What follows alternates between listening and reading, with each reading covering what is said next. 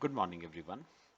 चलो बच्चे, आपके पार्टनरशिप के लास्ट टॉपिक पे हम आ रहे हैं, डेथ ऑफ अ पार्टनर। मेरे साथ साथ बेटा हेडिंग सब लिखना, death of a partner, death of a partner. और बेटा मेरे साथ साथ ना जरा क्वेश्चंस हम करना शुरू करेंगे डेथ ऑफ अ पार्टनर के। मेरे साथ साथ ना जरा एक क्वेश्चन देखेंगे बेटा, सिंपल सा छोटा सा क्वेश्चन करा रहा हूं बेटा। पेज नंबर 8.124 पे आना बेटा, पेज नंबर 8.124 बेटा, इलस्ट्रेशन 3, पेज नंबर 8.124 इलस्ट्रेशन 3 बेटा देखना पहले। Following is the balance sheet of Messrs ABC brothers as on 31st December 15. A is capital, B is capital, C is capital. General reserve, trade payables, machinery, furniture, fixtures, cash, inventory, receivables less provision for doubtful debts. फिर C died on 3rd Jan 16 on the and the following agreement was to be put into effect. Assets were to be revalued, machinery to 5850, furniture to 2300 and inventory to 750. Goodwill was valued at 3000 and was to be credited with his share without using a goodwill account. Rupees 1000 was to be paid away to the executors of dead partner on 5th Jan. आपको बनानी है journal entry for goodwill, revaluation account and partners capital account. चलो बेटा third part एक और है, वो बाद में देखते हैं। फिलहाल पहले उसने पूछा है जर्नल एंट्री फॉर गुडविल बनानी है आपको। फर्स्ट पार्ट बेटा याद है मैंने आपको क्या कहा था, रिटायरमेंट के केस में और डेथ के केस में बेटा दोनों में आपको क्या बनानी है बच्चे, स्टेटमेंट ऑफ गुडविल बनानी है आपको। दोनों में बिल्कुल सेम है बेटा, स्टेटमेंट ऑफ गुडविल। चलो हेडिंग लिख लो बेटा मेरे साथ साथ, स्टेटमेंट ऑफ गुडविल। हेडिंग लिखना,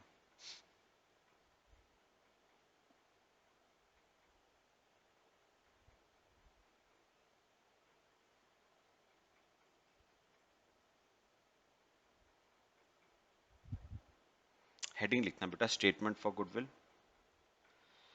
2 मिनट जरा।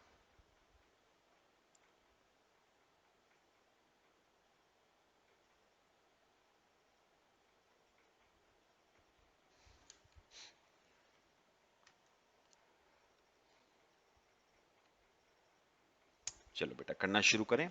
चलो बच्चे मुझे बताओ बेटा गुडविल क्या थी, 3000। ठीक है, 3 पार्टनर्स हैं, लिखो यहां पर ए बी सी। पहले मुझे बताओ बिफोर डेथ, बताओगे बेटा किसकी डेथ हुई है, सी की डेथ। तो सी की डेथ से पहले इस गुडविल पे राइट ए बी सी का था, रेशियो गिवन नहीं है तो इक्वल मान के चले। तो ए का शेयर 1000, बी का 1000, सी का 1000। फिर आफ्टर डेथ, और बताओगे बेटा डेथ के बाद इस गुडविल पे राइट ए और बी का हो गया, कोई रेशियो गिवन नहीं है तो उसे भी इक्वल मानना। तो ए का 1500 बेटा, बी का 1500। तो चेक करो जरा, ए का शेयर पहले 1000 था, अब 1500 हो गया, तो ए ने किया 500 का गेन, ए ने किया 500 रुपीस का गेन। बी का भी शेयर पहले 1000 था, 1500 हो गया, तो बी ने भी किया 500 का गेन। और सी ने बेटा किया है 1000 रुपीस का सैक्रिफाइस।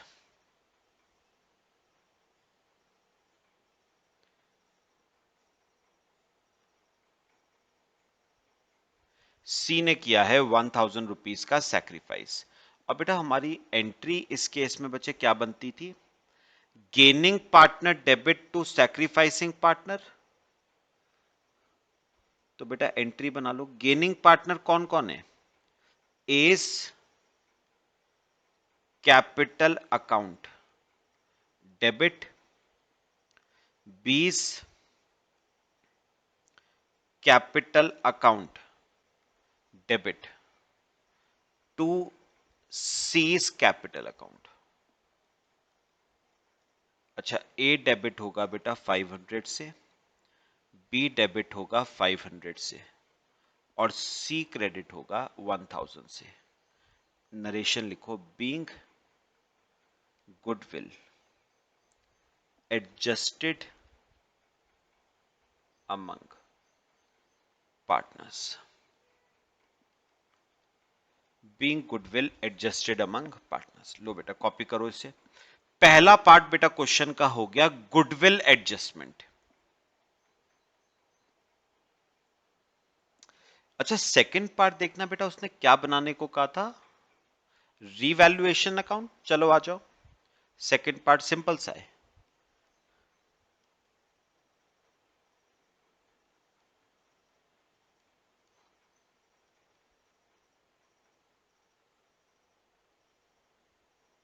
रीवैल्यूएशन। चलो बच्चे देखो, फर्स्ट पॉइंट,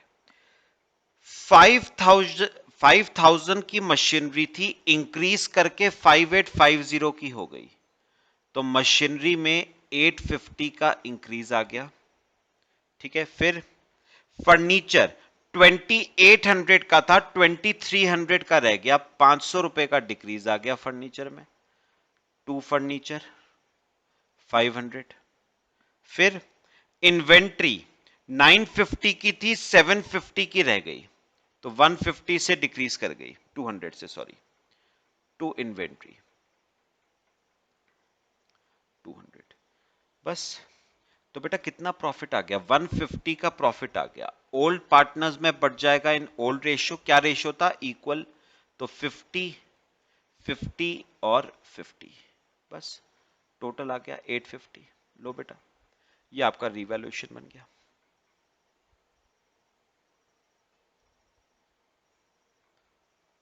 ठीक है बच्चे, चलो ये आपका रिवैल्यूएशन बन गया, कॉपी कर लो। फिर उसने कहा था पार्टनर्स के कैपिटल अकाउंट्स बनाने हैं बेटा, फॉर्मेट बना लो, पार्टनर्स कैपिटल अकाउंट्स।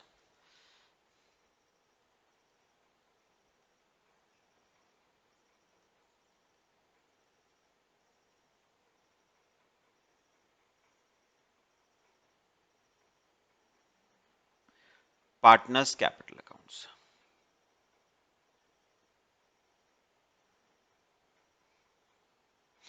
तीन पार्टनर्स हैं, A B C, A B C. पहले लिखो बेटा इनके ओपनिंग बैलेंसेस। ए का ओपनिंग बैलेंस है 4100, बी का 4100, सी का 4500। अच्छा, रीवैल्यूएशन का प्रॉफिट ट्रांसफर करो, 50 50 50। जनरल रिजर्व दे रखा है लायबिलिटी साइड पे, ओल्ड पार्टनर्स में बटेगा, ओल्ड रेशियो में इक्वली बांट दो, 500 500 और 500। अच्छा बेटा, गुडविल की एंट्री क्या करी थी आपने, ए डेबिट बी डेबिट टू सी, तो ए डेबिट हुआ 500 से, बी डेबिट हुआ 500 से और सी क्रेडिट 1000 से, तो बाय ए बाय बी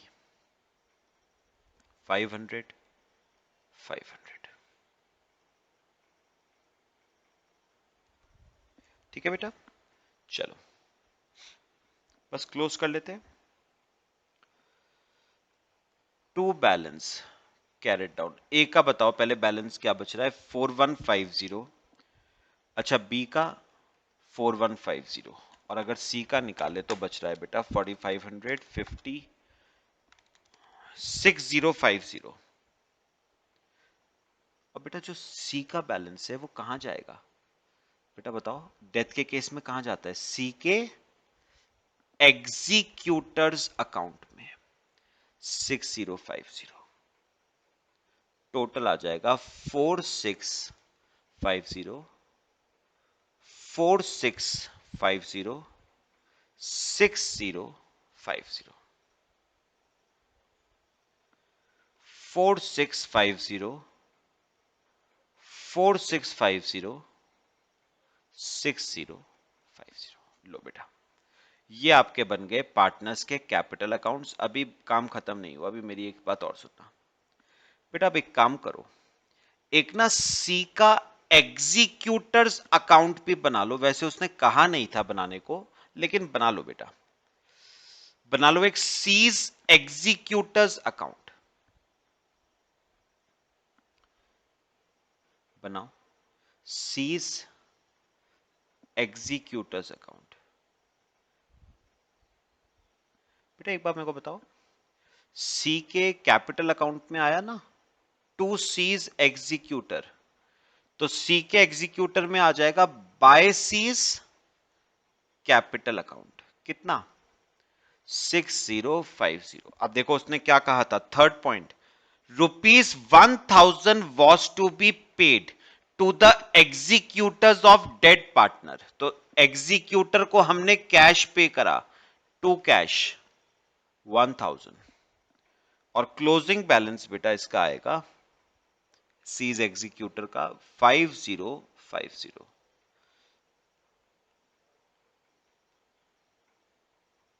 तो 6050। लो बेटा, ये आपके सी का एग्जीक्यूटर्स अकाउंट। समझ आया सबको?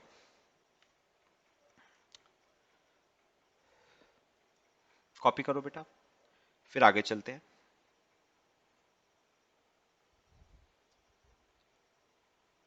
कर लिया सबने? अच्छा, अब ना एक बात और है बेटा, third point, which account would be debited and which account credited if provision for doubtful debt in the balance sheet was to be found unnecessary to maintain at the death of C। अच्छा मुझे ना एक बार बताओ, उसने क्या कहा? Balance sheet में देखो बेटा, प्रोविजन फॉर डाउटफुल डेट्स दे रखे हैं, कितने के? 300। वो कह रहा है हमें प्रोविजन फॉर डाउटफुल डेट्स की कोई रिक्वायरमेंट नहीं है। तो बेटा प्रोविजन एक लायबिलिटी होता है ना, हमें लायबिलिटी को खत्म करना है बेटा, बुक से लायबिलिटी को बुक से एलिमिनेट करना है। बेटा लायबिलिटी खत्म होगी तो बिजनेस के लिए प्रॉफिट है, और प्रॉफिट है तो रीवैल्यूएशन अकाउंट बेटा क्रेडिट होता है, और provision for doubtful debt account debit होता है। यही उसने पूछा है, which account would be debited and which account credited. अभी मेरी बात सुनना, मैंने क्या कहा? डेबिट क्या होगा? पीबीडी अकाउंट डेबिट होगा, और क्रेडिट क्या होगा? Revaluation account. आप चाहो तो ना बेटा, रिवैल्यूएशन को क्रेडिट करने के बजाय आप सीधे बेटा पार्टनर्स के कैपिटल अकाउंट को भी क्रेडिट कर सकते हो in their profit sharing ratio, क्योंकि रीवैल्यूएशन का प्रॉफिट भी बेटा अल्टीमेटली तो पार्टनर्स में ही बटता है ना, प्रॉफिट शेयरिंग रेशियो में। तो मुझे बताओ, अगर हम इसकी एंट्री करेंगे बेटा तो क्या एंट्री करेंगे? इसकी हम एंट्री करेंगे provision for doubtful dates account debit, कितने रुपए से? 300 रुपए से। टू, रीवैल्यूएशन को क्रेडिट करने के बजाय सीधे पार्टनर्स के कैपिटल अकाउंट्स को क्रेडिट कर दो। एस कैपिटल, बीस कैपिटल और सीज कैपिटल अकाउंट। कौन से रेशियो में बेटा? इक्वल रेशियो में। इक्वल रेशियो था 100, 100 और 100। नरेशन आ जाएगी, being provision for doubtful debts written off. लो बेटा, समझ आया सबको? बस ये आपका बेटा क्वेश्चन हो गया, सिंपल सा क्वेश्चन था। फिर हम एक और क्वेश्चन करेंगे। करो बेटा कॉपी।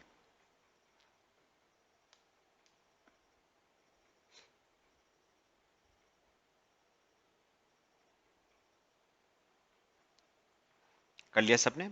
चलो आ जाओ बेटा, एक और क्वेश्चन देखते हैं। इलस्ट्रेशन नंबर 4 पे आओगे बेटा, इंपॉर्टेंट है, ध्यान से बेटा, है सिंपल वैसे। देखो illustration 4, B and N were partners partnership deed provided that the accounts be balanced on 31st December each year, profits be divided as follows: B one half, N one third and carried to reserve 1/6। मैं इस पे एक छोटा सा discussion आपसे कर लूं बेटा। उसने कहा है, सुनो, उसने कहा है बी का शेयर ऑफ प्रॉफिट होगा वन हाफ, एन का शेयर ऑफ प्रॉफिट होगा वन थर्ड और रिजर्व में जाएगा बेटा वन सिक्स्थ। तो अगर मैं रेशो निकालू between B is to N is to reserve, तो वो बेटा बनता है 3:2:1, है ना। अब मुझे ना बेटा एक बात इसमें थोड़ी सी करनी है आपसे। उसने पता है क्या कहा है, रिजर्व में कितना जाएगा बेटा, रिजर्व में जाएगा बेटा 1/6। मतलब आप जितने भी प्रॉफिट्स कमाओगे ना बेटा, जितने भी प्रॉफिट्स कमाओगे उसका 1/6 बेटा किस में जाएगा, रिजर्व में जाएगा। अब सुनो, मुझे एक बात बताओ बेटा, जो जो पैसा, ध्यान से सुनना, जो 1/6 रिजर्व में जाएगा वो 1/6 भी अल्टीमेटली बेटा किस में बटेगा, बी और एन में ही बटेगा ना भाई। रिजर्व का पैसा पार्टनर्स में ही तो बटता है। तो जब रिजर्व में 1/6 जाएगा तो जितना रिजर्व में जाएगा उसका उसका 3/5 बेटा बी का होगा और उसका 2/5 एन का होगा। तो मैं क्या कहना चाह रहा हूं, अभी आगे मत पढ़ना, अभी पहले एक बात सुनो मेरी, लिखो मेरे साथ मेरे बेटा, एक वर्किंग नोट बनाओ पहले। उसने क्या कहा है, B is to N is to reserve का रेशियो 3:2:1 है। तो मुझे बताओ बेटा, उन्होंने कहा रिजर्व में कितना जाएगा 1/6, और जितना रिजर्व में जाएगा वो भी अल्टीमेटली बेटा बी और एन में ही तो बटेगा। किस रेशियो में, 3:2 में। तो अगर 1/6 गया रिजर्व में तो 1/6 का 3/5 मतलब 3/30 बी का होगा और 1/6 का 2/5 मतलब बेटा 2/30 एन का होगा। तो बताओगे बी का बेटा नया रेशो क्या हो जाएगा, ओल्ड रेशो क्या था बी का 3/6 प्लस रिजर्व में हमें कितना मिला 3/30। तो सॉल्व करो, 18/30 बी का बेटा नया रेशो हो गया और एन का पुराना रेशो था 2/6 प्लस रिजर्व का कितना हिस्सा मिला हमें 2/30, तो एन का हो गया 12/30। मतलब बेटा बी इज टू एन के बीच का रेशो वही आ गया बेटा 3:2। तो जो रिजर्व में गया था ना वो मैंने बी इज टू एन में ही बांट दिया 3:2 में। तो पहले भी उनका रेशो 3:2 था, रिजर्व भी 3:2 में बटा, तो उनका नया रेशो भी बेटा 3:2 ही होगा ना। समझ आया, पुराना रेशो 3:2 था, रिजर्व जो था वो भी 3:2 में ही बटा, तो नया रेशो भी 3:2 होगा। कर लो बेटा इसे कॉपी। तो B इज टू एन के बीच का रेशियो बेटा आपका आ गया 3:2। ठीक है, चलो अब आओ आगे क्वेश्चन पढ़ते हैं। देखो, in the event of death of a partner, his executor will be entitled to the following: capital to his credit at the date of death, his proportion of profit to the date of death based on average profits of last 3 completed years, his share of goodwill based on 3 years purchase of average profits of the 3 preceding completed years। अच्छा, trial balance में बेटा आपको 20 capital दे रखी है, N's capital, reserve, BR, investment, cash, trade payables, total profits for the 3 years are 42, 39, 45। N died on 1st May 16। Show calculation of N share of profit, share of goodwill, draw N's executor account as would appear in firm's ledger transferring the amount to his loan account. चलो बेटा, मुझे बताओ सबसे पहले आपको N का क्या निकालना है बेटे? Share of profit. ये देखना बेटा, नई चीज है, ये नई चीज है, मेरी बात सुनना है बेटा। फर्स्ट पार्ट क्या निकालना है? एंस शेयर ऑफ प्रॉफिट। मेरी बात बेटा बहुत ध्यान से सुननी है, इंपॉर्टेंट है बेटा। अब ना मेरी बातें सुनना। मुझे ना एक बात का जवाब दो बच्चे पहले। ये जो ट्रायल बैलेंस आपको दे रखा है ये कब का है? 31 दिसंबर 15 का, मतलब पिछले साल के एंड का ट्रायल बैलेंस है। तो बताओगे बेटा ये साल शुरू कब हुआ? 1 Jan 16 को, और एन की डेथ हुई 1 मई 16 को। यानी बेटा मुझे एक बात का जवाब दो, एन ने इस साल बेटा कितने मंथ्स के लिए काम किया? एन ने इस साल 4 मंथ्स के लिए बेटा क्या करा है? काम। तो मुझे एक बात बताओ, अगर एन ने इस साल 4 मंथ्स के लिए काम किया है तो 4 मंथ्स का जो भी शेयर ऑफ प्रॉफिट उसका बनता है वो उसको दिया जाएगा। तो एन को बताओ बेटा क्या दिया जाएगा? Share of profit. तो जो भी उसका शेयर ऑफ प्रॉफिट बनता है 4 मंथ्स का वो उसको दिया जाएगा। और क्वेश्चन में बेटा जो थर्ड पॉइंट का ए सब पॉइंट है ना वो पढ़ना, B point, the proportion of profit to the date of death based on average profits of the last 3 completed years. मेरी बात सुनना, उन्होंने कहा इन 4 महीनों का शेयर ऑफ प्रॉफिट निकालने के लिए आप पिछले 3 साल के एवरेज प्रॉफिट्स को आप बेस लोगे, average profits of 3 preceding years. उसने कहा 4 महीने का शेयर ऑफ प्रॉफिट निकालने के लिए उसका पिछले 3 साल के एवरेज प्रॉफिट्स को बेस लोगे। चलो एक काम करो बेटा, पिछले 3 साल के प्रॉफिट्स दे रखे हैं उनका एवरेज निकालना। 42, 39 और बेटा 45, ये पिछले 3 साल के प्रॉफिट्स हैं, डिवाइड बाय 3 करके इनका बेटा निकाल दो एवरेज, और एवरेज आ गया 42,000। तो अब मुझे एक बात बताओ, 42,000 के प्रॉफिट्स है, ठीक है? सुनना, पहले मुझे बताओ बेटा ये जो 42,000 के प्रॉफिट्स है ये तो पूरे साल क्या है ना, हमें एन को 4 मंथ्स का देना है, तो इंटू 4/12, तो 42,000 इंटू 4/12, 14,000 के प्रॉफिट्स आ गए 4 मंथ्स के। लेकिन बेटा ये एन के नहीं है, ये तो पूरी फर्म के हैं। एन का शेयर इसमें से क्या है बेटा? 2/5 का, तो इंटू 2/5, 5600 का एन का शेयर ऑफ प्रॉफिट आ गया। 5600 रुपीज का एन का शेयर ऑफ प्रॉफिट। कॉपी करो बेटा, एन का शेयर ऑफ प्रॉफिट बेटा कितने मंथ्स का, कितने रुपीस का आ गया? 5600 का एन का शेयर ऑफ प्रॉफिट आ गया। बेटा बताओ पहला पार्ट क्लियर हुआ सबका? ठीक है, अच्छा कॉपी करो बेटा, फिर सेकंड पार्ट देखते हैं। अच्छा सेकंड पार्ट में उसने क्या कहा था? शेयर ऑफ गुडविल निकालना है बेटे। एक काम करो, एन का शेयर ऑफ गुडविल निकालना, एन शेयर ऑफ गुडविल। बेटा एन का शेयर ऑफ गुडविल निकालने से पहले ना आपको गुडविल ऑफ द फर्म निकालनी पड़ेगी बेटा। तो वर्किंग नोट बना लो, गुडविल ऑफ फर्म, हेडिंग लिखो गुडविल ऑफ फर्म।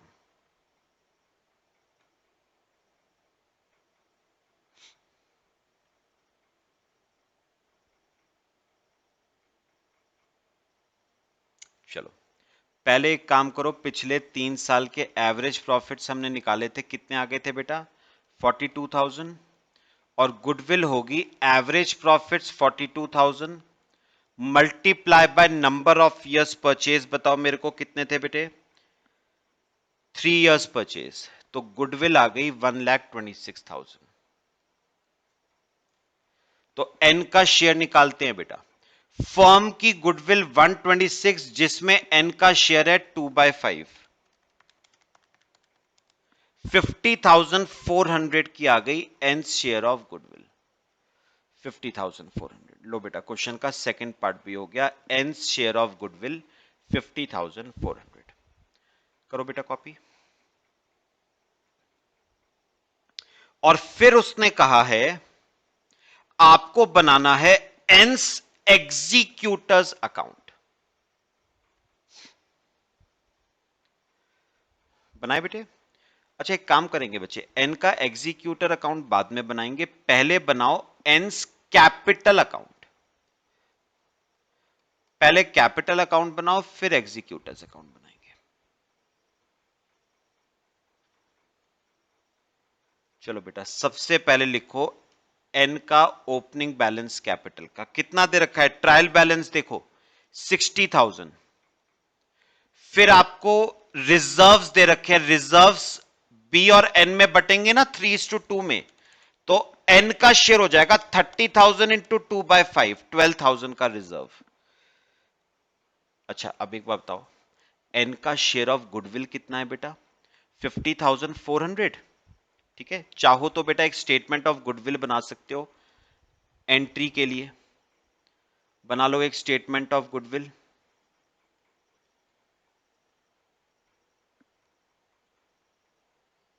चलो बी और एन, यहां पर लिखो पहले बिफोर डेथ।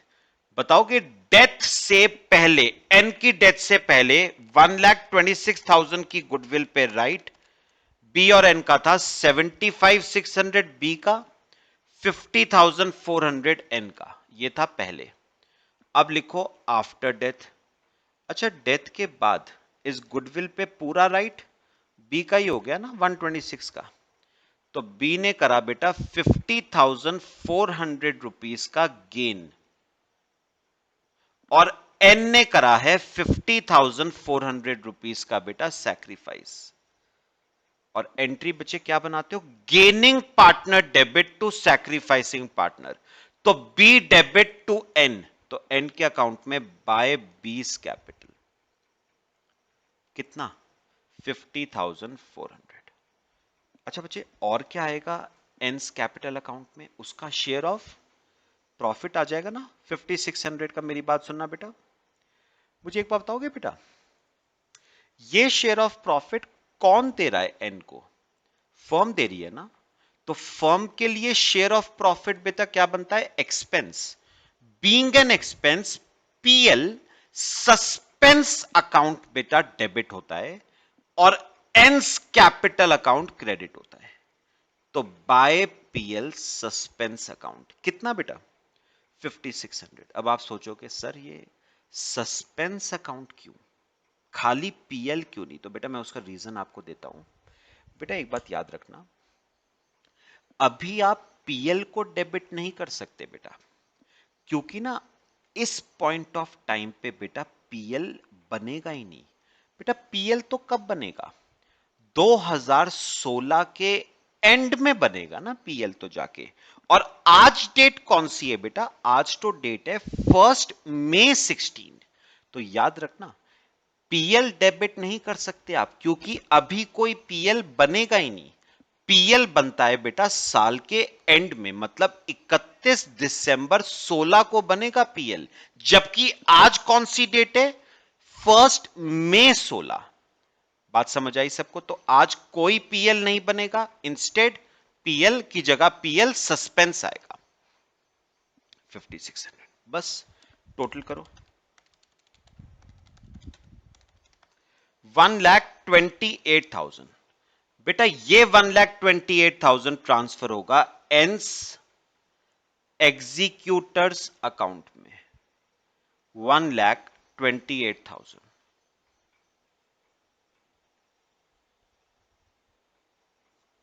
ये ट्रांसफर होगा एंस एग्जीक्यूटर अकाउंट में 128।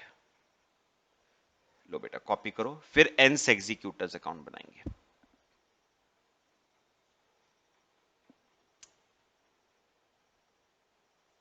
बना लो बच्चे एंस एग्जीक्यूटर्स अकाउंट।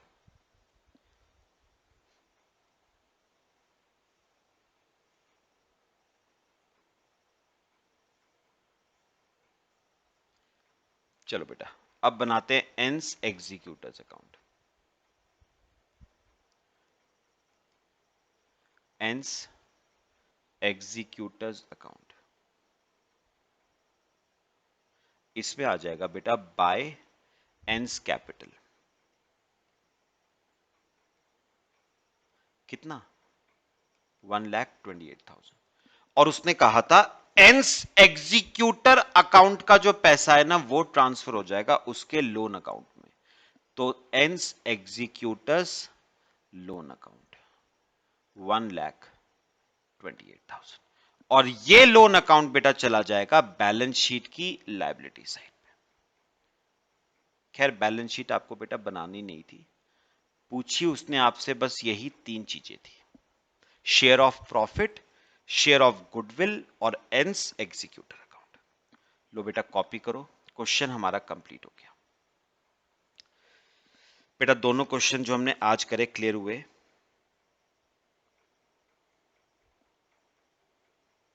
बाकी बच्चे नेक्स्ट क्लास में डिस्कस करेंगे।